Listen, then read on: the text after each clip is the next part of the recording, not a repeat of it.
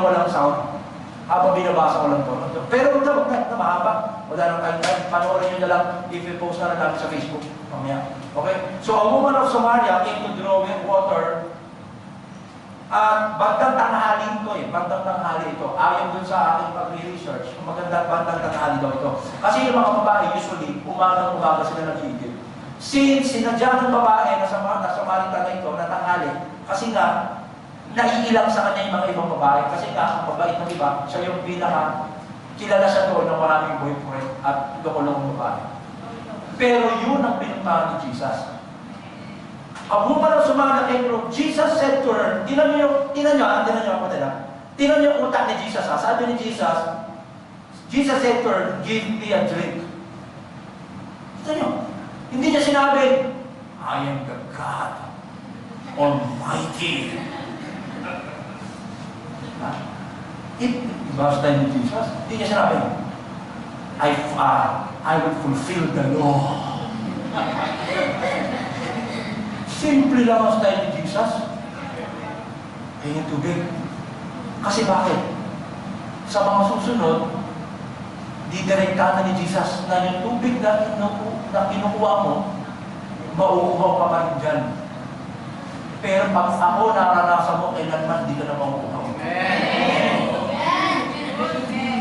Grabe koneksyon. Tindi utak. Nababalo na ako sa pagkatindihan ng utak. Simple lang pero ang lupit.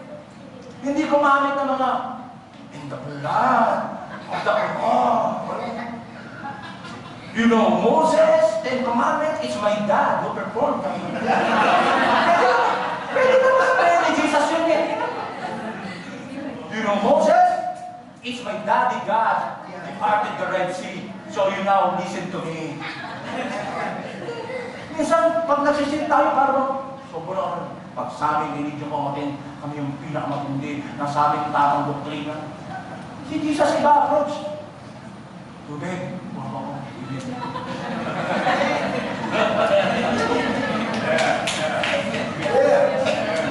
Minsan dapat ganito ka lang mag-approach sa mga tao eh. Minsan hindi mo alam. Ganda ng buhok mo ah. Hindi ba katamasya lang? Hindi naman kailangan. Ito Bible, nakinig ka. Jesus, iba style. Give me a drink. Sabi ko, binabasa ko. Sabi ko, grabe ka doon. Dapat ganito style namin yung araw pa. Hindi natin nakuha yung utak ni Jesus. Sinasabi natin agad, pag hindi kayo naniwala sa Bible, na-invento kayo. Sasabihin ng mga tao yun, ha? Hindi kumukulit eh. Parang nakakausap mo yun. Verse 8, lumatibitid din ang storya. For his disciples gone away to the city to buy food. Then the woman of Samaria said to him, how is it that you, ito na, alam mo, sobrang big deal na magkausap ang isang Hudyo at Samaritana. Grabe po yan. Napaka-ano po yan, itatakwil ka niyan pag nakipag-usap ka. Pero si Jesus, wala akong pakialam sa mga tradisyon. Nakaupo si Jesus, pag nakita yung YouTube, ang lapit si Jesus, nakaupo, nag-aabang sa Samaritan woman eh. Give me a drink eh. At ito pa malupit. Itong eksena nito, mga kapatid, dito nilibin ni Jesus yung tunay na pagsamba. Tunay na worship. Dito niya sinabi ni Jesus, dami yung oras na hindi na kayo pupunta kung saan kayo sumasamba. Kasi sabi ng Samaritan dito, sasamba ko kung saan sumasamba mga ninuno mo. Sabi ni Jesus, dati yung oras na hindi mo na kailangan pumunta kung saan lugar para sumamba. Dahil sasambahin mo na ako sa Espiritu at katotohanan. Ang pagsamba, tuwing na pagsamba, hindi mo kailangan pumunta kung saan building. Ang gising mo pa lang, sumasamba na.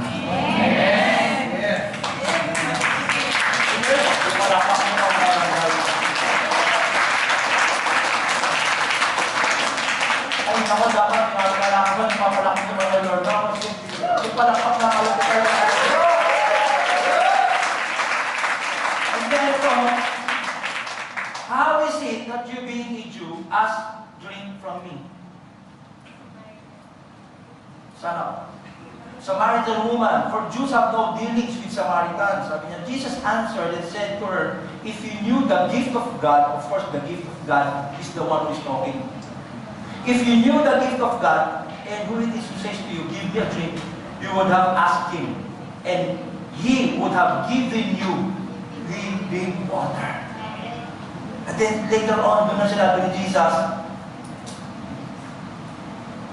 yung tubig na kinukuha mo, mahuhaw mo pa, 4 na boyfriend. Sabi ni Jesus, actually, pagkasama mo ngayon, 5. Dito nga yung ano yun, di ba dito ko nga kinamatay yung pakit, magising nung kamali. Narinig mo ba yun? Di ba? Ito, para nasa video ka. Yung mga nakakaalam, laos na sa inyo ito, pero sabi nung ano, pag-ibig ng Diyos to eh. Ito yung totoong pag-ibig na naranasan niya kay Jesus Christ. Sabi nung sa bata, kinakausap mo ko, kasi pag susunod dyan, dito na sinabi, hindi ka lang Hudyo, ikaw ay propeta. Hindi ka lang propeta, ikaw ay Mesaya. Tumindi pagkakilala niya kay Jesus, una Hudyo lang. Tapos parang hindi na siya karapat-dapat, then tumataas na yung tingin niya kay Jesus eh. Makasalanan ako eh. Alam niyo, paglapit kay Jesus, pag mong tingnan niya sarili mo. Kasi hindi ka tinitingnan ni Jesus na gano'n. Kasi kung tinitingnan ni Jesus yung present situation niya, hindi siya i-reach out. Ito, tandaan niya, pag nag-reach out kayo, huwag niyong titingnan yung present situation nila. Dahil hindi tayo binano ni Jesus. You want to win the world? Huwag mo silang titingnan kung ano sila ngayon. Tingnan mo sila kung paano yung gagawin ng Diyos sa buhay nila. Dahil tayo kinuha ni Jesus na hindi niya tayo tinignan kung ano yung present situation na. Sabi ng babae, hindi ako dapat humarap sa isang propeta. Sinabi ni Jesus, ganito lang, huwag kang mag-isip ng ano.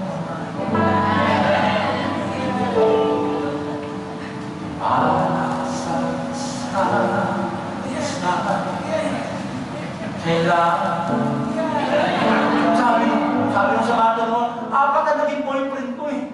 Hindi ako karapat dapat, Jesus.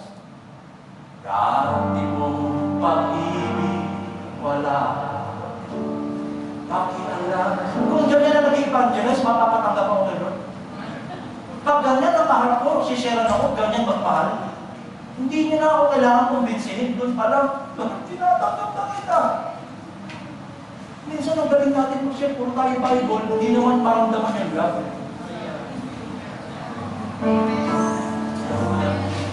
Dati mong pag-ibig, wala pakialam. Kasi nga, basta mahal. Alam mo yung minahal kayo ni Lord, hindi naman niya kinikinanapan ng dahilan. How many of you want to evangelize Jesus style? Jesus style of evangelism, number 1, mabilis lang. Sharing starts with caring. You need to care for the people. Jesus style begins with a burden. Na-burden si Jesus! Sabi niya, hindi pipiting iba't ibang lalaki ang nakakasama nito. Hanggang 5 ka lang, ha? Hindi ko na sabi ni Jesus, hindi ko na papaabutin sa 10. Baka magka-HIV pa to. Ganun kaya tayo mag-isip sa mga tao ngayon. Hindi mo hinahayaan yung mga kaibigan mo sa school na iba-iba boyfriend lang. Hindi mo na hihintayin na magka-HIV sila. Hindi mo na hihintayin na mabuntis sila sa batang edad nila. Ngayon pala, share-sharean ko na sila.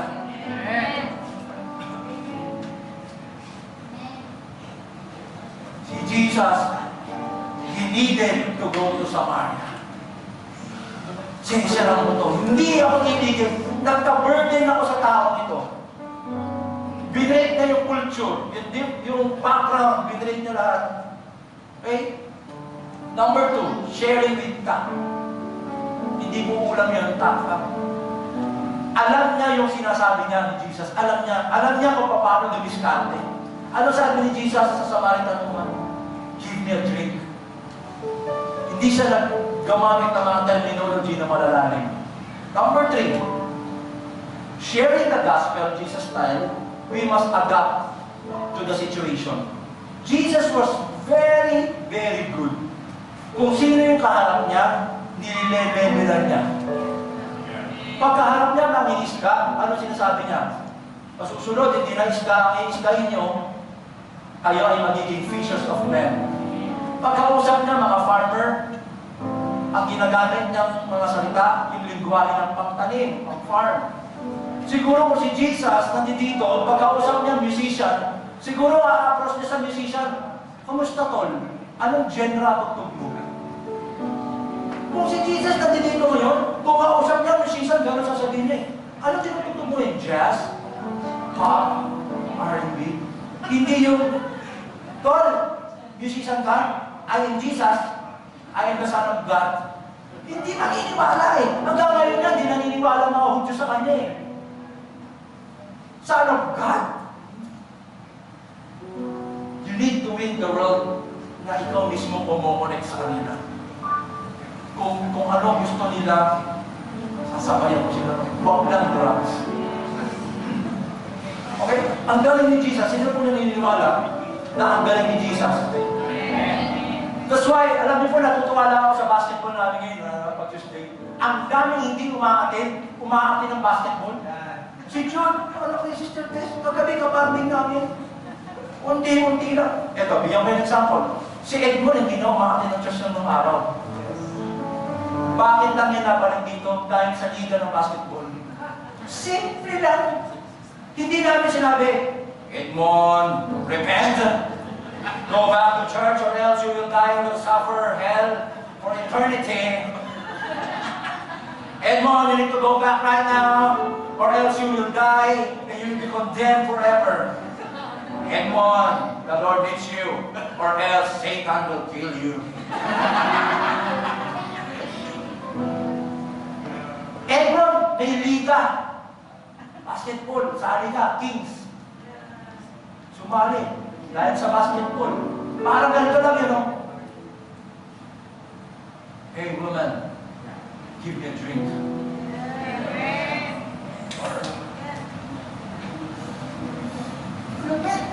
Simple. Huwag niyo naman gagawin sa panliligaw niyo. Jesus style ng courting. Evangelism, pinakos. Kasi bakit? Effective din yan eh. Pag ginamit mo yung style ni Jesus, baka maging effective. Sabi niyo ba, Pastor Frank, nakakuha kang kay Jesus for evangelism. Hindi na po evangelism yun, evangelism na po yun. Okay? Hindi masama manligaw. Okay? Lalo na pag mga 40 na kayo, matatanda na. Dapat naman talaga, magpaligaw na kayo. So, kung mga 25, kung ano, mag-hype lang, sa hype lang kami medyo binabantayan namin. Kasi mga bata, pero pag 25 doon pataas, pinipensa na namin yan. Wala na ba? Hindi ka pa mag-asawa? Kami ba ulit ba? Hindi naman ba? Joke lang, joke. Joke lang yun. Joke lang yun. Huwag ka naman masaktan.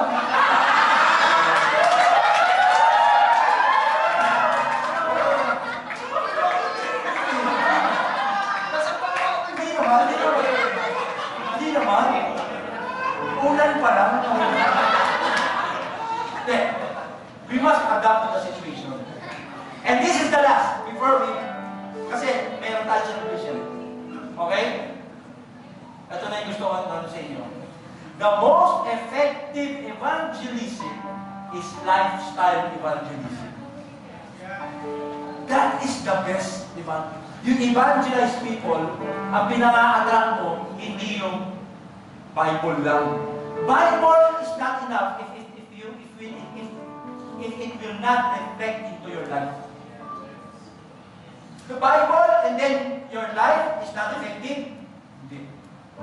Bible with your life is the most effective evangelism. You want to win your friends, your family, share the gospel of the kingdom and share your life with them. That's why we encourage you to be victorious. That's why we encourage you to be loving like Jesus. Because through your life, many will be, ano yun? Many will know the Lord and they will be part of the kingdom of God.